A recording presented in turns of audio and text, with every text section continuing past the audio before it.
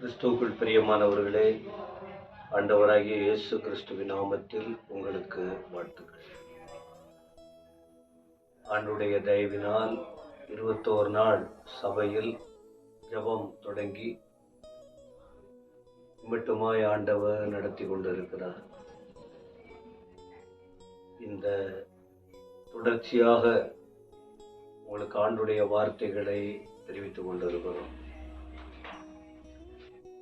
நேற்றைய தினத்தில் 14ஆம் தேதி ஒரு செய்தி உங்களுக்கு கொடுத்தேன். 15, 16 2 சேர்த்து இன்றைக்கு ஒரு வார்த்தை உங்களுக்கு குறிப்பிடுகிறேன். யோபு வாழ்க்கையில் ஒரு மிகப்பெரிய சோதனை. அவர் தன்னுடைய அனுபவங்களை குறிப்பிடுகிறதை பார்க்கிறோம். யோபு 16ஆம் அதிகாரம் 20ஆம் வசனம். என் சிநேகிதர் என்னை பரியாசம் பண்ணுகிறார்கள். என் கண் தேவனை நோக்கி கண்ணீர் சொரிகிறது. யோபினுடைய முந்தைய நாட்கள் ஆச்சரியமான ஒரு வாழ்வாக இருந்தது.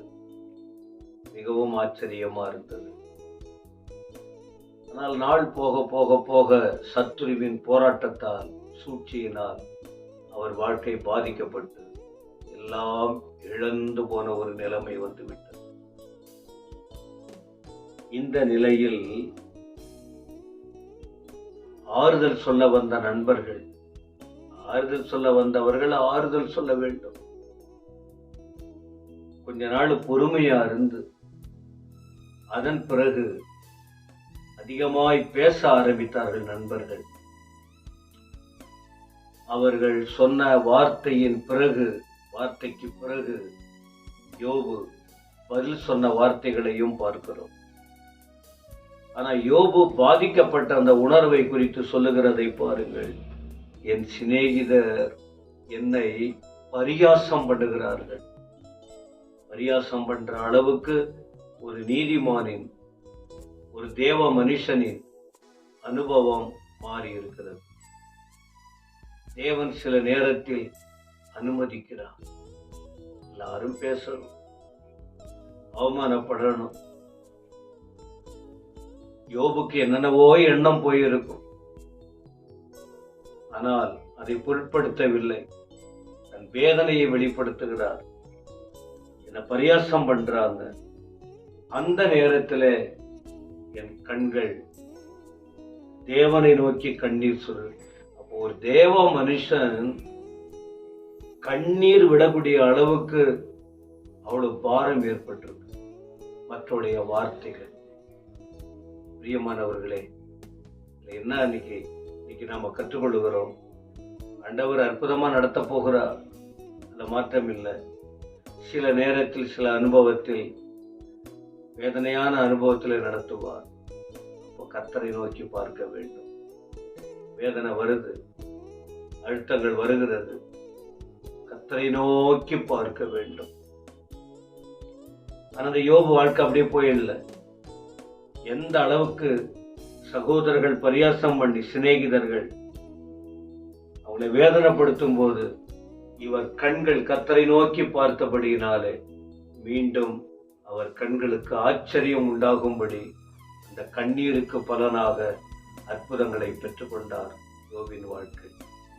இந்த வார்த்தையை கேட்கிற அருமையானவர்களே, இன்று உங்கள் வாழ்க்கை கண்ணீர் சொரிகிற அனுபவம் இருக்கலாம். ஆனா யோபு தப்பு பண்ணிட்டு கண்ணீர் விடல. எந்த தப்பு செஞ்சிட்டு கண்ணீர் விடல.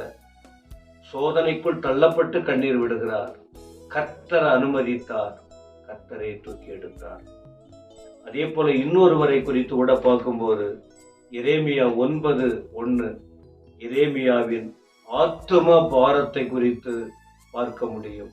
அவர் என்ன சொல்றாருன்னா, என் தலை தண்ணீரும் என் கண்கள் கண்ணீரூற்றுமானால் நலமாயிருக்கும். ஒரு பக்கம் நீதிமான் யோபு வேதனை, இன்னொரு பக்கம் எரேமியாவின் ஆத்தும பாரம். இந்த அனுபவம் நமக்கு வரட்டும். கண்களை கர்த்தருக்கு முன்னால் அர்ப்பணிப்போம், கண்ணீர் விடுவோம், ஆத்தும பாரம் அடைவோம். அநேகருக்கு விடுதலைக்காக ஜெபம் பண்ணுவோம், ஜெபத்தில் முக்கியப்படுத்துவோம். ஆண்டவர் கிருபை கொடுப்பார். இந்த வார்த்தைகளுக்காக ஸ்தோத்திரம்.